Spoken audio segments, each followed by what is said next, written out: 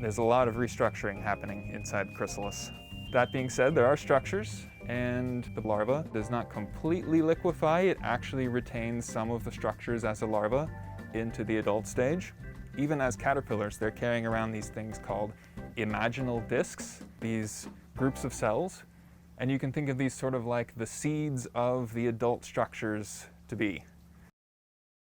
If you cracked open an insect in almost any stage, it's pretty goopy in there. It's already pretty liquidy. Oh my gosh. Hold on, we're having a butterfly moment. These Atalas are mating in the basket. They found each other.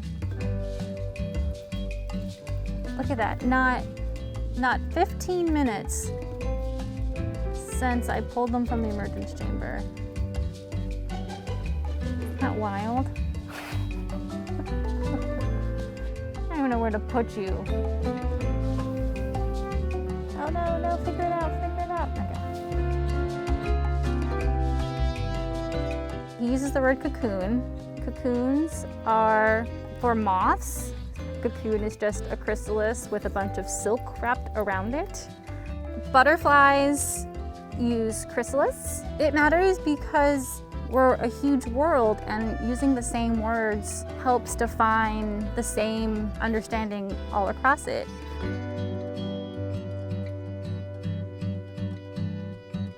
So a lot of moths, they just have a pupa that's naked, so not in a cocoon, and it just sits in the soil or in the leaf litter.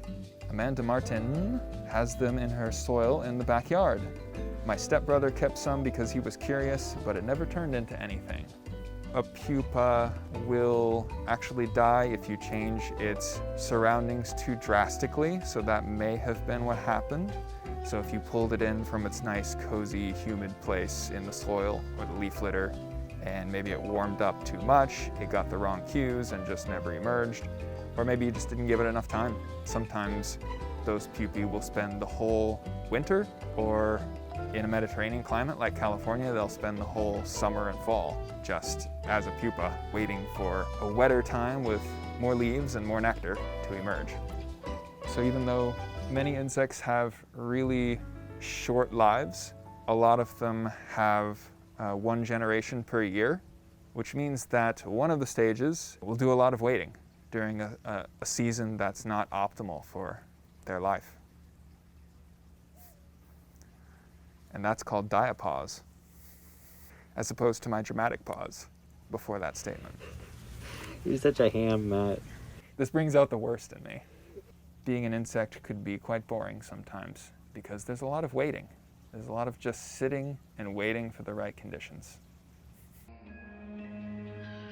I can definitely understand because they have such a random flight, or it seems random to us at least, that they're so unpredictable.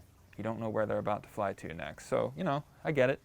We do get guests who think that they want to see lots of butterflies, and then they come into the pavilion and they feel a little overwhelmed. We try and make them feel comfortable. One good thing is butterflies can't bite you, which I think is a sort of a common fear when you're afraid of insects. They just have a proboscis. I still get really afraid of spiders, even though I know most of them won't hurt me. Sometimes it's the surprise factor that scares people, and myself included. You gotta find your meditation and breathe through it. Because once you slow down, they're so cool. They actually can blend in with their surroundings pretty well. I think they look a lot like a dead leaf with those two projections. Talking about the iridescent bits that look like eyes. So iridescence is this light scattering phenomenon that often happens on the surface of insects and other critters. Predators have a lot of trouble focusing when that happens. And if you're a visual predator and you can't really focus on the surface, then you're going to have a hard time catching that organism. So that's one of the ideas that's out there.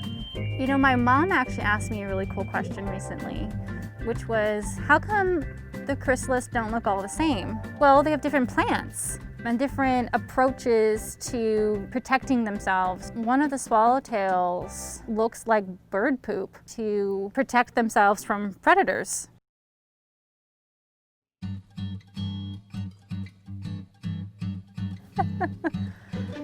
No, but you know what does smell like lavender?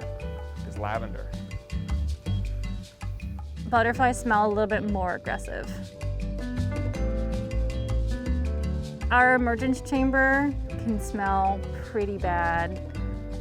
It's just sort of like a gym locker. Some butterflies have pheromones, chemical signals from one organism to another within the same species. Moths are mostly nocturnal. They're not using visual cues to track each other down. They're basically stuck using chemical cues. And that's why you see a lot of male moths with really big fancy antennae, because these big fancy antennae have chemoreceptors that are distributed all over them, and these big fancy antennae give them lots of surface area upon which to detect the female pheromones. And the females of many moths are often sedentary, so they're just sitting there giving off their pheromone and waiting for males to come to them.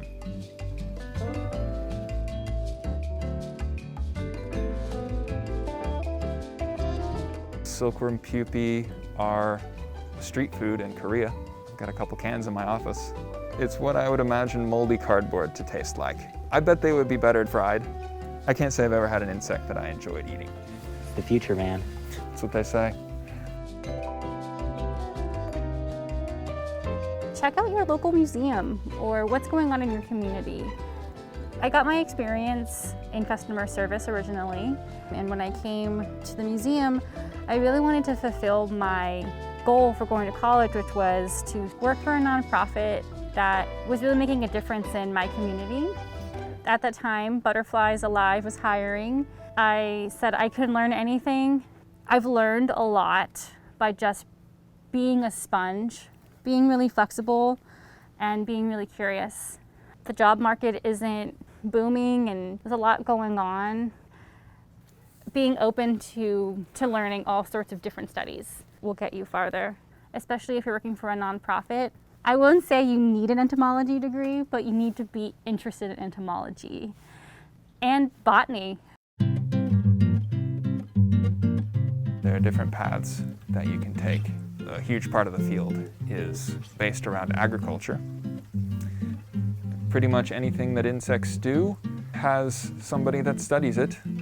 So insect behavior, insect ecology, there's a whole field of medical entomology. There's also forensic entomology. So that's using insects to help investigate crime scenes. And then there's my field, insect taxonomy. There's only a few thousand insect taxonomists in existence, and a lot of them can't find time to do research. To do taxonomy, you have to have a pretty good, broad knowledge of the field. And when you have a broad knowledge, you're more likely to become a teacher. So it may surprise you to know that you can make huge contributions in entomology without any fancy degree and without having your career actually being in entomology. Some of the best entomologists I know actually have a completely different profession. They focus on collecting and observing insects, and a lot of these people even describe new species. They sometimes can afford to work on projects that take many decades to complete, which is a luxury that some of us professional entomologists don't really have. So if you're interested in insects, you have many options. Some of them are the academic path, some of them are the industry path, but definitely it's wide open to almost anyone who has a passion. Katie has ADHD, wrote, "Can someone get this woman a raise? She is so sweet and so nice to listen to." I really appreciate that. It means a lot. I'm so glad I can share in this way. It's really, really fun. My personal investment into butterflies is so huge. When it's not butterfly summer season, I do a lot of other things for the museum, but when it comes to butterflies, my heart just swells. I just love this exhibit so much, and it just really brings joy. Butterflies are just so interesting and beautiful, and even inspiring a moment of interest or curiosity for them and for nature itself is pretty awesome. So that's all the questions, and this is the last butterfly. Oh! Do you even grip, bro?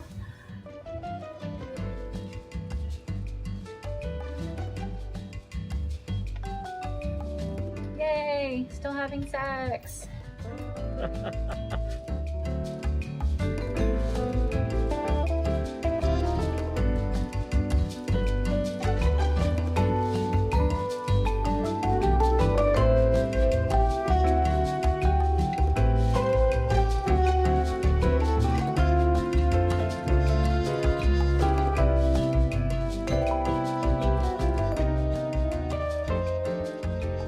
Hi, I'm Vanessa. I'm the Invertebrate Zoology Collection Manager here at the Santa Barbara Museum of Natural History.